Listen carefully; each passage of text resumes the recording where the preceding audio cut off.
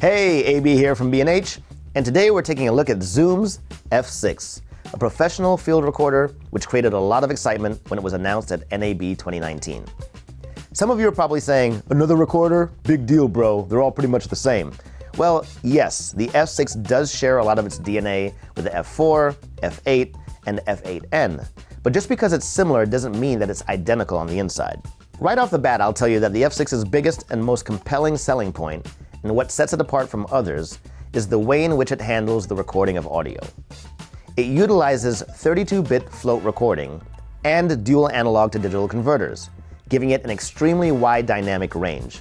It's a set-it-and-forget-it approach, because the way the dual A to D converters work is that one handles all the incoming low-volume audio, while the other deals with the really loud audio. The F6 automatically combines those two sources into one seamless audio file in the end, giving you peace of mind that your recording will sound great. What's more, because of the F6's extremely high headroom, it's essentially impossible to clip or distort your incoming audio.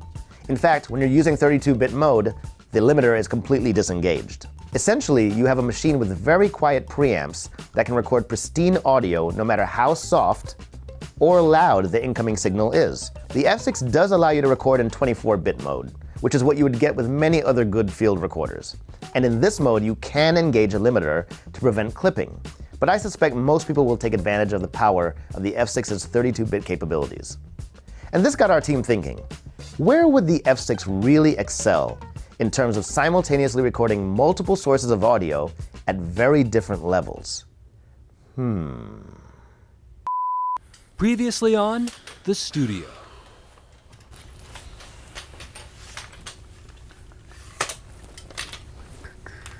Yo, hey, what's up? You seeing this right now? Are you serious? Dude, these wire cables are always so messed up. Exactly. See it? I got chewed out on set last week because somebody wrapped up a cable looking just like that. Looked like an amateur. I had a feeling it was Maddie, you know? But I wasn't sure until I saw him wrapping that cable. We gotta say something. We should tell him something. Hey, yo, Matt. What? That's not how you wrap cables there, buddy. Pretty sure I was wrapping cables when Dave was in diapers. Diapers! I've been wrapping cables for 20 years. I think I know what I'm doing.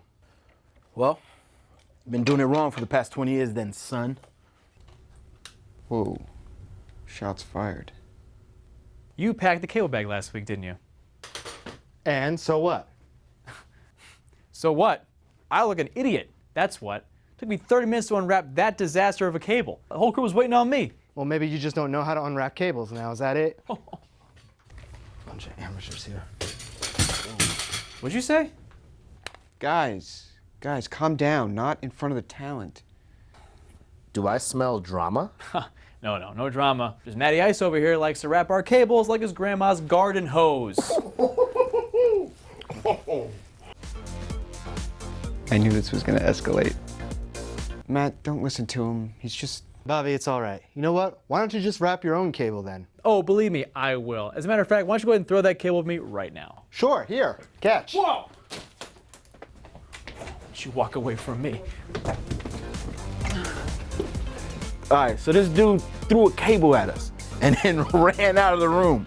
And then Jake chased him out of the studio. I'm like, bro, what is happening right now? This is crazy, man. Guess I did smell drama.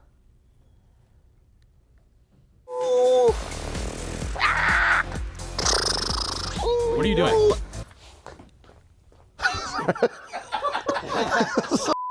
Honestly, I don't really want to get into every single spec and feature of the F6. If you need all of those details, you should check out bhphoto.com and look at the F6's product page, which is very thorough. However, I would like to point out some of the things that I think make the F6 quite useful in the field. Starting with the display, there's a 1.5-inch full-color backlit LCD, which works well in both low and bright light. All of the info you'd hope to see on the main screen is easily discernible. I'm talking tracks, their corresponding inputs, output levels, resolution, time code, frame rate, battery life, and more. Speaking of batteries, the F6 gives you 3 different power supply options. 4 AA batteries, which are included in the box, Sony L-series batteries, not included, or the optional AC adapter. Battery life, of course, is going to vary based on your particular setup, so there's no standard unit here. But if you're recording all 6 channels at once, at 48K 24-bit with no phantom power, you'll get about 5 hours with AA's, 7 hours with NIMH, and 10.5 hours with lithium batteries. In terms of inputs, each side of the F6 contains 3 discrete Neutrik XLR connectors, enabling you to hook up to 6 microphones in total.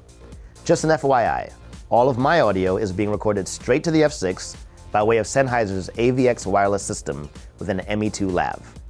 Of course, the F6 also features an Ambisonics mode with onboard A to B decoding and balanced gain linking. So if you're a VR or AR content creator, simply hook up an Ambisonic microphone to the F6 and use Zoom's free Ambisonics player software to decode and edit your 360-degree audio. As for physical controls, we have 6 knobs that affect level for each of the 6 inputs. While you could simply plug in mics and let the Zoom itself handle the level of incoming audio, it's always a good practice, in my opinion, to manually set your levels to where you want them. This consistency in gain staging makes things a lot easier to deal with in post. Also, some reviewers of the F6 have found the knobs to be a bit small to their liking, but honestly, as these recorders become more compact, which is preferable in terms of portability, there are going to be some sacrifices. In my opinion, the knobs are still very usable. On the sides, you'll find an 1/8" headphone jack with dedicated volume dial, and an 1/8" jack for timecode in and out.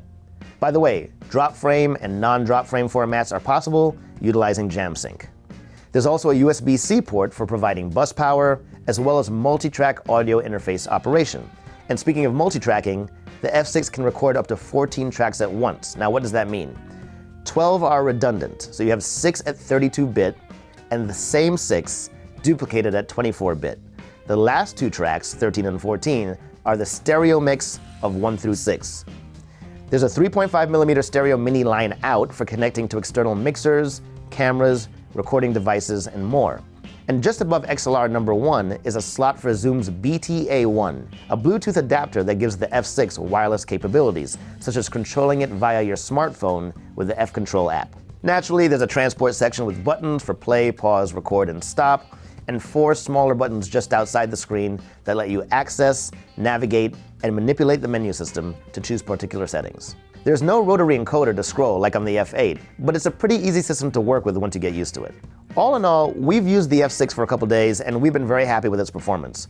For a recorder to be this compact and portable and still have the ability to record broadcast quality, multi-track audio in a way that is pretty much worry-free is impressive. And I think that a lot of different kinds of people are going to get good use out of this box. Obviously, if you're a filmmaker, production sound mixer, sound designer, then this would be a great option for you. However, since the F6 works really well as an audio interface, it could be a good choice for music producers, singers and musicians, or podcasters looking for a way to track high-quality audio either through the F6 into their computers, or to the F6's SD card, or to both simultaneously. Well, that's it for our video on the Zoom F6. Thanks so much for watching, and don't forget to subscribe to the channel. This is AB, and I'll see you next time.